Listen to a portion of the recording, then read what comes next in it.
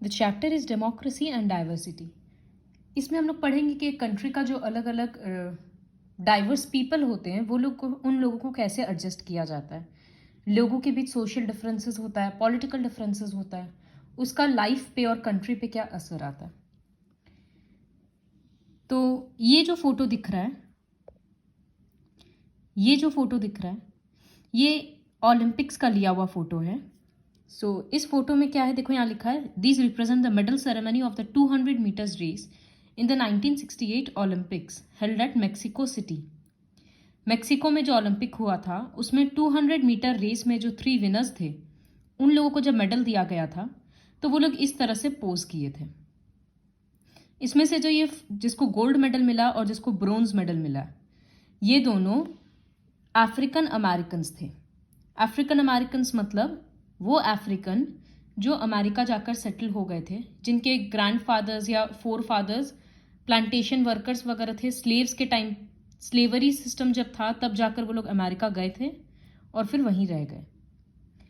तो वो लोग क्या किए, इस तरह से अपना ब्लैक सॉक्स हाथ में पहनकर अपना एक हैंड रेज किए।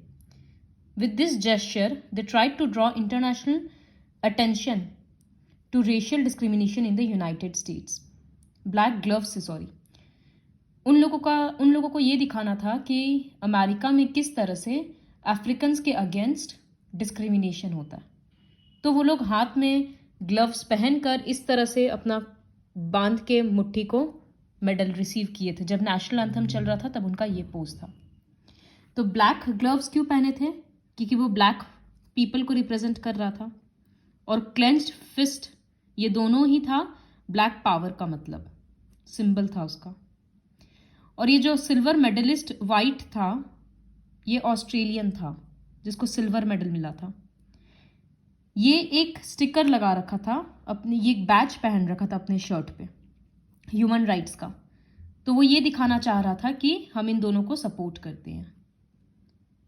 ऑस्ट्रेलियन का नाम था पीटर नॉर्मन और ये दोनों का नाम था कार्लस और स्मिथ। तो ये लोग एक international level pay attention draw करना चाह रहे थे बाकी कंट्रीज का कि देखो अमेरिका में किस तरह से इनजस्टिस हो रहा है। तो क्या ये सही था कि एक इंटरनेशनल स्टेडियम, एक इंटरनेशनल फोरम पे, और वो भी एक स्पोर्ट्स इवेंट था, उसमें इस तरह का पॉलिटिकल इशू रेज करना? कोई हाँ बोलेगा क्योंकि इतना बड़ा प्लेटफॉर्म है तो लोगों का अटेंशन खींचना ज़्यादा ईजी होगा, और कोई ना बोलेगा कि ये सही टाइम और प्लेस नहीं था, स्पोर्ट्समैनशिप का स्पिरिट डिस्ट्रॉय हो रहा है। तो इन लोगों को पनिशमेंट एक्चुअली में दिया गया। इंटरनेशनल ओलंपिक एसोसिएशन उन लोगों से उनका मेडल वापस ले लिया, और जब वो लोग वापस गए यूएस तो उनको काफ़ी क्रिटिसिज्म सफ़र करना पड़ा। नॉर्मन जो कि ऑस्ट्रेलियन था उसको भी नेक्स्ट ओलंपिक से बैन कर दिया गया। लेकिन तो पर्सनली उन लोगों के साथ बहुत गलत हुआ, लेकिन इंटरनेशनल अटेंशन काफ़ी ड्रॉ हो चुका था। सिविल राइट्स मूवमेंट वगैरह यूएस में स्टार्ट हो गया था। इस तरह से इन अ वे सक्सेसफुल भी रहा। उन लोगों का जो यूनिवर्सिटी था उसमें इस तरह से स्टैचू इंस्टॉल किया गया कार्लोस और स्मिथ का। Now will read about differences, similarities and divisions. ये जो एथलीट्स का एग्जाम्पल था, तो ये लोग सोशल डिवीजन और सोशल इनइक्वालिटी के प्रति आवाज़ उठा रहे थे। तो क्या ये किसी किसी सोसाइटी में होता है? ये हम लोग देखेंगे मोर और लेस हर जगह होता है, हर कंट्री में, हर स्टेट में, सब जगह। जैसे बेल्जियम का एग्जाम्पल अगर देखेंगे तो वहाँ पर अलग अलग भाषा में, अलग अलग जगह में अलग अलग भाषा बोलने वाले लोग थे। In Sri Lanka we noted linguistic as well as religious differences, मतलब अलग अलग लैंग्वेज बोलने वाले लोग भी थे और अलग अलग रिलीजन के लोग भी थे। तो इस तरह से सोशल डाइवर्सिटी बहुत अलग अलग फॉर्म ले सकता है। क्या रीज़न है कि ये सोशल डिफरेंसेस आता है कंट्री में? तो एक होता है based on accident of birth. अब सपोज कोई हिंदू के घर अगर कोई बर्थ लिया तो वो ऑटोमेटिकली हिंदू हो गया। कोई अगर कैथोलिक के घर में बर्थ लिया तो वो ऑटोमेटिकली कैथोलिक हो गया। तो हम लोग कहाँ बॉन्ड ले रहे हैं ये हम लोग के कंट्रोल में नहीं है। तो इसके बेसिस पे अगर डिफ्रेंशिएट होता है, मेल है या फीमेल है, टॉल है या शॉर्ट है, इन सब पे हम लोगों का कंट्रोल नहीं है। तो ये सब के बेसिस पे डिफ्रेंशिएशन नहीं करना चाहिए, डिस्क्रिमिनेशन नहीं करना चाहिए। तो सोशल डिफरेंसेस का एक रीज़न होता है बेस्ड ऑन बर्थ। फिर कुछ कुछ हम लोगों का चॉइस के ऊपर भी डिपेंड करता है। जैसे कुछ लोग भगवान में मानते हैं, कुछ लोग नहीं मानते हैं। किसी को कुछ ऑक्यूपेशन करना होता है, किसी को कुछ, कोई आर्ट्स लेकर पढ़ाई करता है, कोई कॉमर्स। तो इस तरह का कुछ कुछ, इन सब में भी अलग अलग डिफ्रेंसिएशन होते जाता है, डिस्क्रिमिनेशन होते जाता है। लोग सोचते हैं कि जो साइंस वाले बच्चे होते हैं वो ज़्यादा इंटेलिजेंट होते हैं, ऐसा हमेशा हो ज़रूरी नहीं है। तो इस तरह से हम लोगों के चॉइस के बेसिस के ऊपर भी डिस्क्रिमिनेशन होता है। Every social difference does not lead to social division.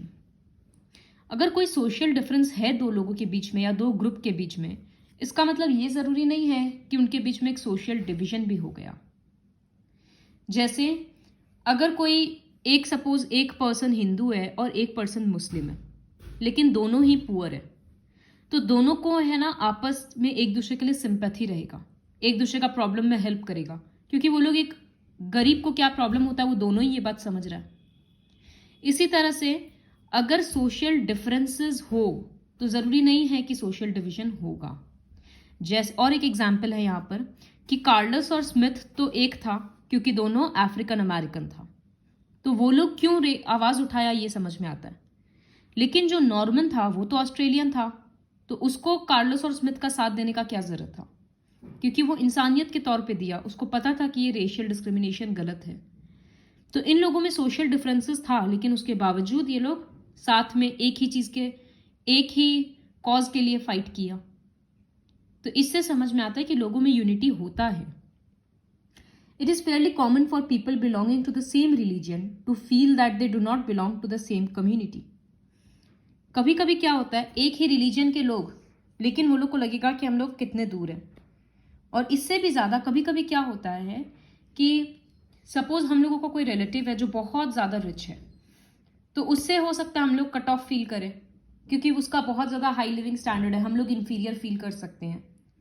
या फिर हम लोगों को कोई रिलेटिव है जो बहुत पुअर है, तो हम लोगों को ऐसा लग सकता है कि उसके साथ हम लोग इतना ज़्यादा बात नहीं करते हों, क्योंकि हम लोगों को लगता है कुछ कॉमन नहीं है या उस तरह से।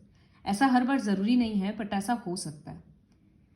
तो ये बोलने का मतलब है कि कभी कभी अलग अलग ग्रुप के लोग भी मिलकर काम करते हैं या एक ही कॉज के अगेंस्ट फाइट करते हैं, और कभी कभी सेम ग्रुप के लोग ही अलग हो जाते हैं।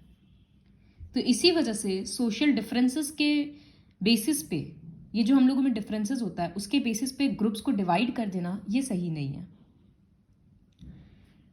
डिफरेंसेस दो टाइप का हो सकता है, एक ओवरलैपिंग और एक क्रॉस कटिंग। बहुत इंपॉर्टेंट है ये। सो ओवरलैपिंग डिफरेंसेस मतलब एक के ऊपर एक डिफरेंसेस होते जाना। जैसे इंडिया में दलित वर्कर्स या दलित कम्युनिटी है, तो वो दलित है, ये एक डिफरेंस हुआ। उसके ऊपर से इंडिया में ऐसा है कि सारे दलित वर्कर्स या दलित कम्युनिटी बैकवर्ड है और पुअर है, तो एक डिफरेंस के ऊपर दूसरा डिफरेंस बढ़ गया ना, ओवरलैप हो गया। इससे क्या हो गया, उनको सोसाइटी से और भी बाहर कर दिया गया, क्योंकि वो रिच भी नहीं है, वो अपना आवाज़ खुद उठा नहीं रहे हैं। सारे दलित वर्कर्स एटलीस्ट, उनका लिविंग स्टैंडर्ड भी लो है। तो ये सारा कंडीशंस मिल गया, जिसके वजह से वो लोग, आज क्या हुआ कि सिटीज़ में वो लोग आउटस्कर्ट्स में रहते हैं, उनको हायर लेवल पे जॉब नहीं मिलता, ये सब प्रॉब्लम हो गया। सबको एडुकेशन नहीं मिलता है। यूएस में भी यही हुआ कि ब्लैक्स और वाइट्स में जो डिफ्रेंसिएशन हुआ, साथ में ये प्रॉब्लम हो गया कि ब्लैक्स मोस्टली पुअर और होमलेस थे, तो उनमें ज़्यादा डिफ्रेंसिएशन हुआ। तो इस टाइप का होता है ओवरलैपिंग डिफरेंसेस, जब एक के ऊपर एक डिफरेंसेस ओवरलैप होते जाता है। फिर है क्रॉस कटिंग डिफरेंसेस। अच्छा, यहाँ पर है कि अगर डिफरेंस ओवरलैप होने लगेगा तो लोगों के बीच जो डिवीजन है ना वो बढ़ने लगेगा। लेकिन अगर difference, social differences cross cut होने लगेगा, जैसे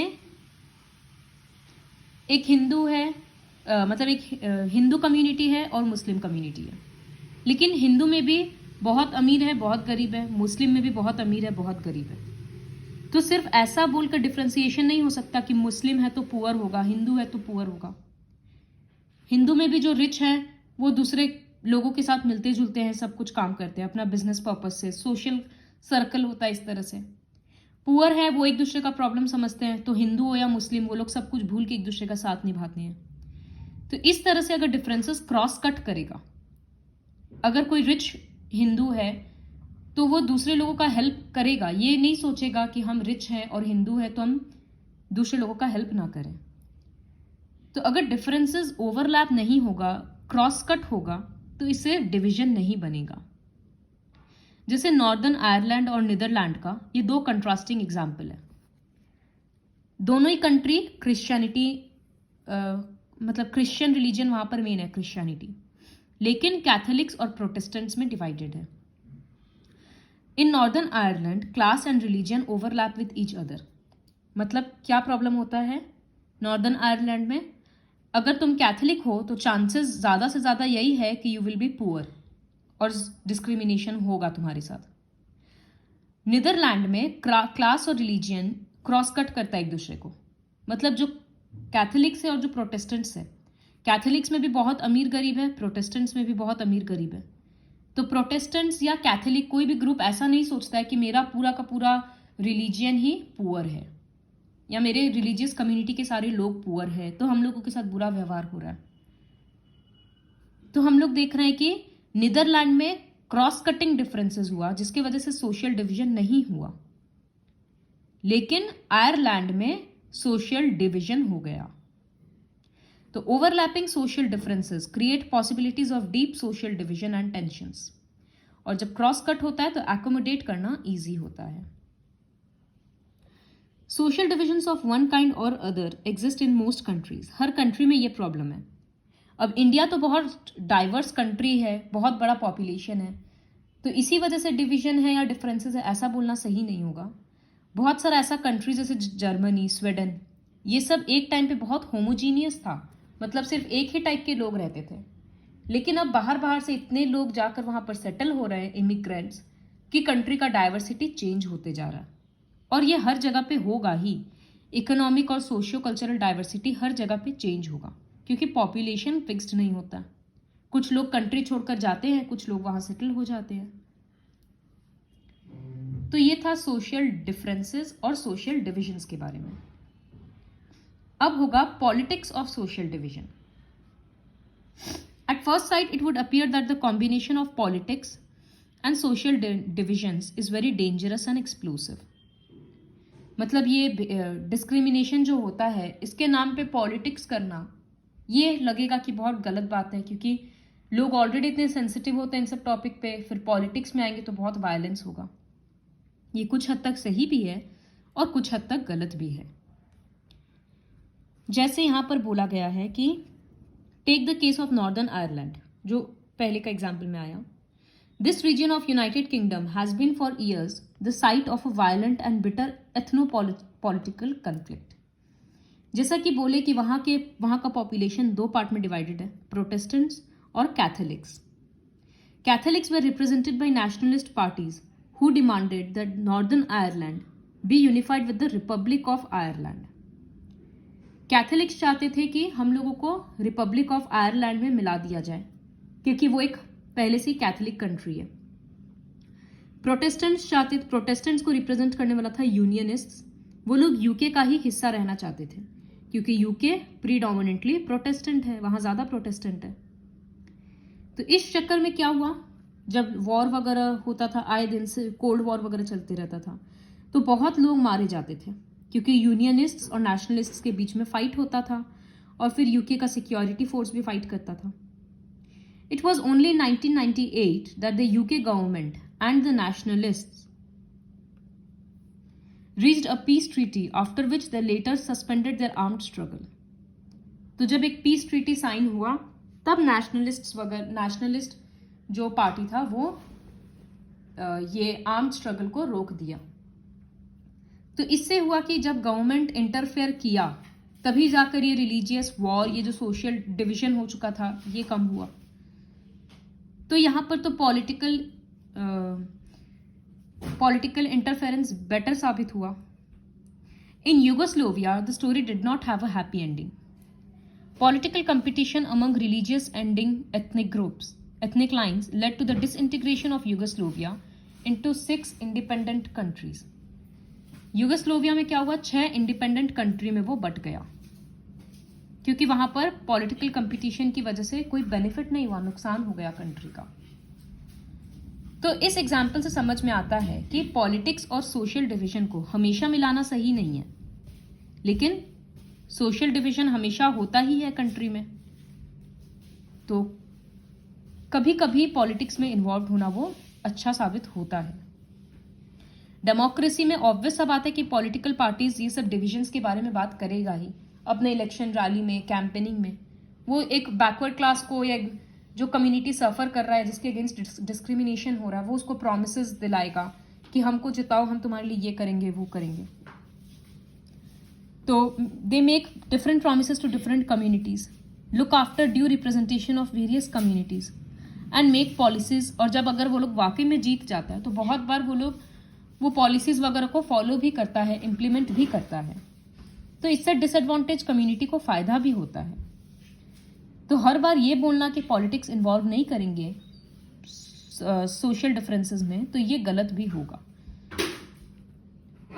3 डिटर्मिनेंट्स है जो डिटरमाइन करता है कि पॉलिटिक्स करना चाहिए या नहीं करना चाहिए सोशल डिवीजन पे लेकर। तो सबसे पहले आउटकम इस चीज पे डिपेंड करता है कि लोग अपने आप को किस आइडेंटिटी से देखते हैं। अब सपोज कोई एक सिख है जो सिर्फ यही सोचेगा कि हम सिख है, और वो ये नहीं सोचेगा कि हम इंडियन है, या कोई अपना दूसरा पहचान को एक्सेप्ट नहीं करेगा, तो वो हमेशा अपने आप को दूसरे कम्युनिटी से कट ऑफ फील करेगा, अलग ही पाएगा। लेकिन अगर वो ये सोचे कि कोई भी डिजास्टर के टाइम पे कि नहीं हम एक इंडियन है, तो हमको सारे इंडियंस का हेल्प करना है या उनसे हेल्प लेना है, तो वो अपने आप को इतना आइसोलेटेड फील नहीं करेगा। तो यही है कि लोग जब एक ही अपना आइडेंटिटी को लेकर सिर्फ अड़ जाते हैं कि हम सिर्फ ये हैं, तब प्रॉब्लम्स बढ़ जाता है। जैसे नॉर्दर्न आयरलैंड में लोग सिर्फ ये देखते थे कि क्या कैथोलिक है या प्रोटेस्टेंट है, वो लोग और कुछ नहीं देखते थे कि हम इस स्टेट का हिस्सा है या इस नेबरहुड के हिस्सा है, कुछ नहीं। लेकिन बेल्जियम में क्या होता था, लोग ये भी देखते थे कि वो डच है, लोग ये भी देखते थे डच है, जर्मन है, अरे बोंदो, लोग ये देखते थे डच है, जर्मन है, साथ में ये भी देखते थे कि हमें जितने डच और जर्मन उतने बेल्जियन भी हैं। तो इससे क्या होता था कि वो लोग साथ में, यूनिटी उन लोगों में ज्यादा रहता था। तो फर्स्ट डिटर्मिनेंट ये हुआ कि ये देखना कि मेरा आइडेंटिटी क्या है। Second, it depends on how political leaders raise the demands of any community. Politician जो प्रोमिसेस कर रहा है लोगों से कि हम ये करके देंगे वो करके देंगे, वो इस पर डिपेंड होना चाहिए कि वो डिमांड जो प्रॉमिस कर रहा है वो कॉन्स्टिट्यूशनल है कि नहीं, वो कॉन्स्टिट्यूशनल बाउंड्री के अंदर में होना चाहिए। ऐसा नहीं कि जीतने के नाम पर बस कुछ भी उल्टा सीधा प्रॉमिस कर दो। वो प्रॉमिस ऐसा होना चाहिए कि जीतने के बाद कॉन्स्टिट्यूशन के रूल्स को फॉलो करते हुए एक्चुअली में उसको इम्प्लीमेंट भी कर सके। जैसे तमिल कम्युनिटी का श्रीलंका में जो डिमांड था कि सिर्फ सिन्हला के लिए अलग कंट्री बनाओ, तो वो कॉन्स्टिट्यूशनल नहीं था। Third, it depends on how the government reacts to demands of different groups. Government किस तरह से लोगों का डिमांड देख रहा है या पूरा कर रहा है, उस पर भी बहुत इफेक्ट पड़ता है सोशल डिवीजन का। जैसे अगर रूलर्स पावर शेयर करने के लिए रेडी हैं, जो हम लोग बेल्जियम के केस में देखे थे, तो सब फिर हारमनी से रहता है। लेकिन श्रीलंका के केस में देखे कि रूलर्स पावर शेयर करने के लिए रेडी नहीं थे, तो कितना ज़्यादा कन्फ्लिक्ट हुआ, कंट्री का डेवलपमेंट रुक गया, कंट्री की सिक्योरिटी को खतरा हो गया। तो रूलर्स पे भी बहुत हद तक ये डिपेंड करता है। Thus, the assertion of social diversities in a country need not be seen as a source of danger. जो इतना सोशली डाइवर्स होता है कंट्री, ये हमेशा खतरा का बात नहीं है। डेमोक्रेसी में सबको पॉलिटिकल फ्रीडम होता है, तो ये सोशल डिविजन्स वगैरह जो होता है ये हेल्दी वे में भी लिया जा सकता है, अगर जो बैकवर्ड क्लास है उसको अपना आवाज उठाने का मौका मिल रहा है तो, और अगर उसके डेवलपमेंट का स्कोप है तो। People who feel marginalized, deprived and discriminated have to fight against the injustice. वो लोग के अगेंस्ट जो अत्याचार हो रहा है उसके अगेंस्ट आवाज उठाने का उन लोगों को राइट है। लेकिन वो फाइट उन लोगों को एक डेमोक्रेटिक पाथ चूज करके लड़ना चाहिए। ऐसा नहीं करना चाहिए कि पुलिस स्टेशन पे हमला कर दिया या गवर्नमेंट बिल्डिंग वगैरह पे हमला कर दिया। प्रॉपर इलेक्शंस वगैरह के थ्रू भले ही उस चीज में टाइम लगेगा, लेकिन अल्टीमेट सोल्यूशन वही है। History shows that the democracy is the best way to fight for recognition and also to accommodate diversity. जैसे यूएस जितना बड़ा पावरफुल कंट्री में भी हम लोग देखें कि ब्लैक्स को भी इक्वल राइट मिला। कब मिला? जब वो लोग डेमोक्रेटिक पाथ से अपना सोल्यूशन निकाले। So this is all about democracy and diversity.